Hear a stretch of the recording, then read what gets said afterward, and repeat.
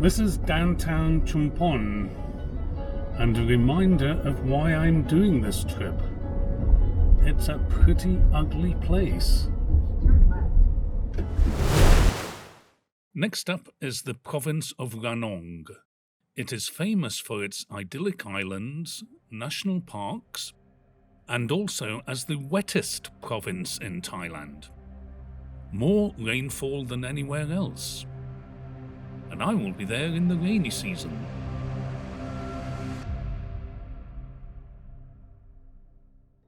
But in the spirit of this series, I have found something interesting about Ranong. Most people are familiar with the so-called Death Railway in Kanchanaburi, but I only recently found out that there is another one, the Kra Isthmus Railway. The route followed what is now Highway 4. So, my plan was to follow the route and visit the museum before visiting Ranong's national parks. A crossing of the Kra Isthmus makes sense. For the Japanese, it was a military necessity. On 8th of December 1941, the Japanese army landed at Paknam Chumpon. Other than a bit of a skirmish, the Japanese moved quickly and had captured Victoria Point in Burma by the end of the month.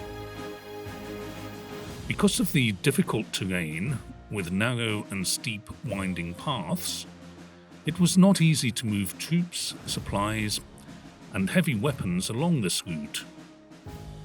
So, the idea of constructing a railway was considered.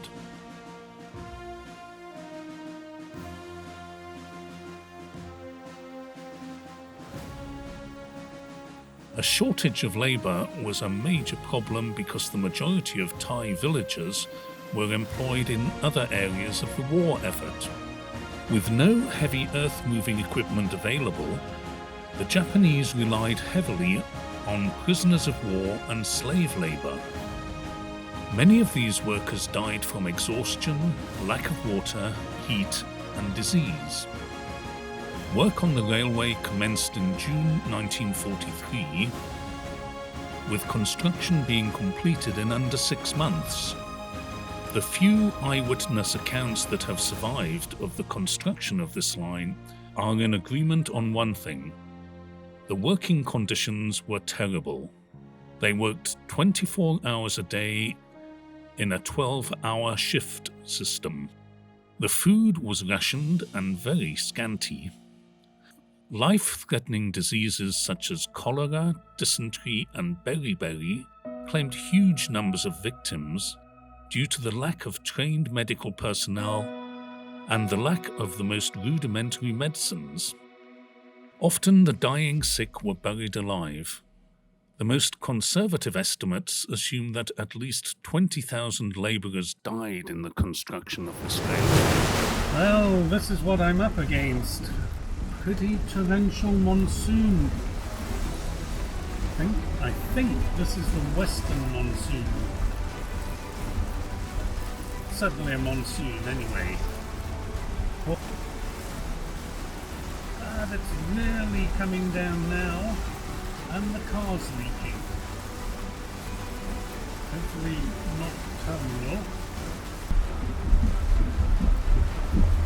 All that I need is roadworks and this sort of stuff. Hope there's no landslides. Well, don't know if you can hear me. This is your intrepid reporter in Ranong Province at the Historical Museum.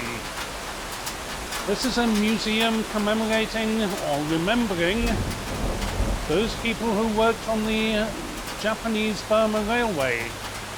Not the one in Kanchanaburi, but there was another one from Chumpon to Ranong. That's where I am now. Well, the drive over the mountains was quite pleasant. even in this weather. But I can't imagine digging railway cuttings and building a railway over that terrain. Absolutely awful. Behind me you can see a locomotive which dates back to the time of the railway. Rusted, hasn't been used for years, obviously. And what became of the railway? In late 1944 and early 1945, Allied bombers, based in India, attacked the railway. They destroyed facilities at Chumpon Station and at Kalfachi Fort, which meant that the line could no longer be used for transporting heavy weapons. Hardly anything remains of the railway, and there are occasional reminders of these horrors. In August 2020, when I was actually tracing the route of the railway, construction workers found a 500-pound unexploded bomb. Not the greatest impression of Ranong town. I decided to stop here to see if there's somewhere I can get a coffee or something, because there's no point in going to a waterfall when I'm in one.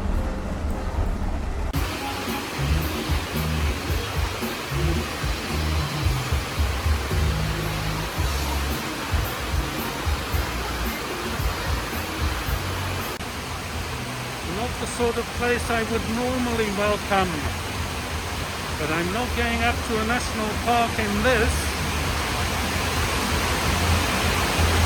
I've seen rain in my time, but this is quite something.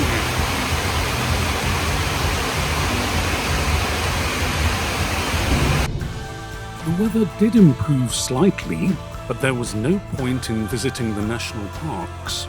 So I cut my losses and enjoyed a pleasant drive on some very good roads.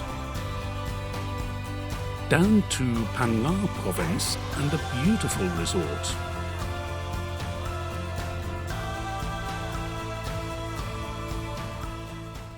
Where it was raining again.